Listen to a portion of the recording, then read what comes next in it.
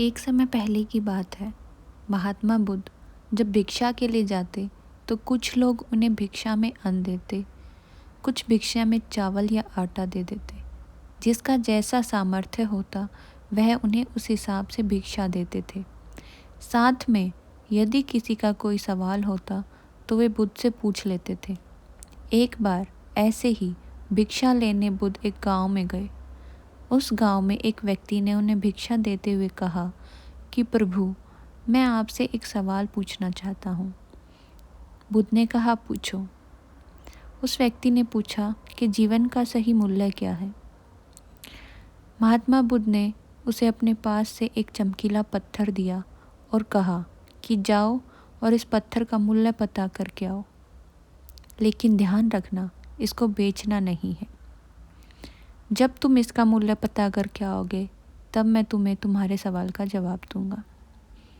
वह व्यक्ति पत्थर लेकर बाजार की तरफ निकल गया और सबसे पहले एक फल वाले के पास गया। उसने वह पत्थर उस फल वाले को दिखाया और पूछा कि तुम इसका क्या मूल्य दोगे। फल वाले ने चमकीला पत्थर देखा और कहा कि मैं तुम्हें इसके बदले 1 दर्जन फल दूंगा। यह सुनकर वह व्यक्ति पत्थर बेचने से मना कर देता है और आगे चल पड़ता है। आगे चलकर वह एक सब्जी वाले के पास गया। उसे पत्थर दिखाया और उसका मूल्य पूछा। सब्जी वाले को वह चमकीला पत्थर बहुत पसंद आया और कहा कि मैं तुम्हें इसके बदले 5 बोरी आलू दूंगा। इतना सुनकर वह व्यक्ति उसको भी मना कर देता है और आगे बढ़ जाता है। अब की बार वो एक बहुत बड़ी अनाज की दुकान पर पहुंचता है। दुकानदार को पत्थर दिखाकर उसकी कीमत पूछता है।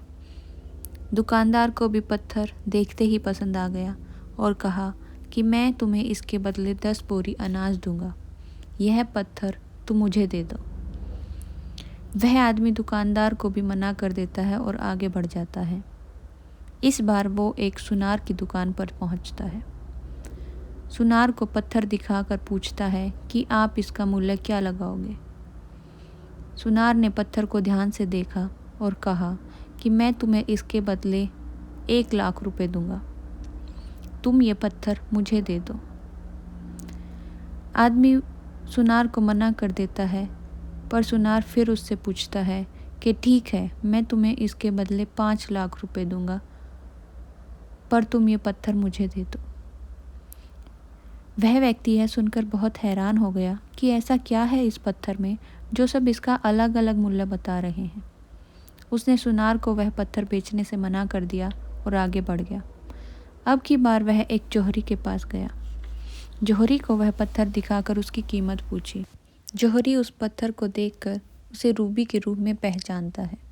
उसने उस पत्थर को एक लाल कपड़े पर रखा और उसके सामने माथा टेका और पूछा, कहाँ से लाए हो इतना कीमती रूबी?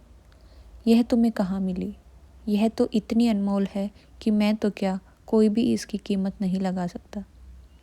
यह सुनकर वह व्यक्ति हक्का बक्का रह गया और वापस गौतम बुद्ध के पास गया और उनके चरणों में बैठ गया और सारी बातें बुद्ध को बताई और कहता है, भगवान, मैंने आपका कहा कर दिया, अब आप मेरे सवाल का जवाब दो कि जीवन का क्या मूल्य है।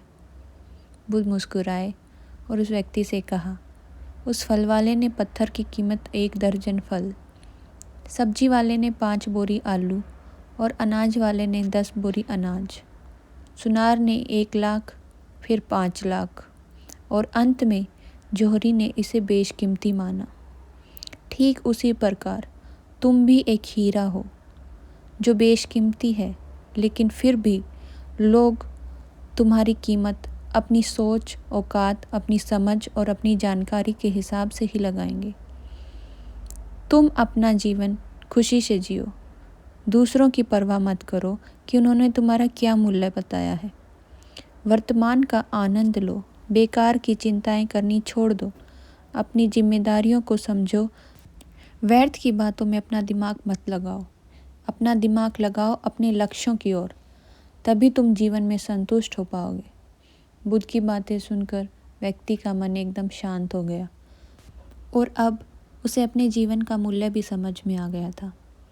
इस कहानी से हमें यही शिक्षा मिलती है कि अपने जीवन का मूल्यांकन हमें खुद करना चाहिए। अपने जीवन में हर समय शिकायत करने की बजाय छोटी छोटी चीज़ों में भी खुशी ढूंढनी चाहिए। याद रखना चाहिए कि जितना सब हमारे पास है, कुछ लोगों के पास तो उतना भी नहीं होता।